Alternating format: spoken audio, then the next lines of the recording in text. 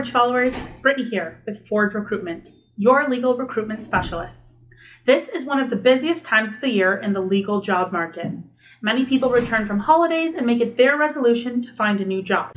And with all those that we work with, one of the stumbling blocks for many during our interview preparations is around the questions they should be asking their interviewer. And with this, today I wanted to go over what types of questions that you shouldn't ask in an interview. Next week, we will cover what types of questions that you should be asking. Here we go. Questions not to ask. Number one, don't ask questions where the answers can be easily found online. Asking questions where the answers can be found in the About Us page of the firm's website shows that you didn't do any homework. The interviewer is going to assume that if you didn't do your homework on the firm, you don't care very much about the opportunity. Number two, don't ask questions about how quickly you can get promoted. This question implies that you are not interested in the position for which you're applying and that you are merely waiting to move on to something better. When firms hire for a certain role, they do so with the intention of bringing stability to that position within the firm. They need someone who will be in the position for a reasonable amount of time.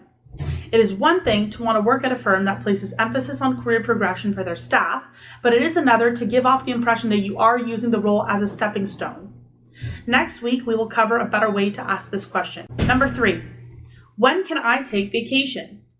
It is one thing if you already have a scheduled vacation coming up, but it is another if you're asking about how soon you can book time off after starting a new job. The interviewer won't think that you're committed to the firm. Number four, can I do this job from home?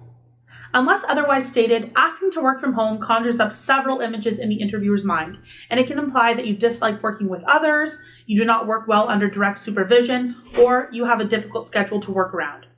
Asking something like this will give the interviewer the impression that there may be schedule or punctuality issues down the road, or that you might leave the firm for another opportunity as soon as you have found a role that will allow you to work from home. Number five, how soon can I be considered for a salary review? While salary is important, assuming that you got the job in the first interview and already asking about a salary review can come off as arrogant. This will plague the interviewer with questions on how committed you are to the role and to the firm. They will assume your primary motivator is money and you will jump to another firm as soon as a better offer comes around. Thanks for watching. I hope that this helped. Next week, we'll go over some of the questions that you should be asking in your interview. Remember, if you have an interview coming up and you'd like to run your questions by me, feel free to send me an email at brittany@forgerecruitment.com. Happy job hunting and good luck.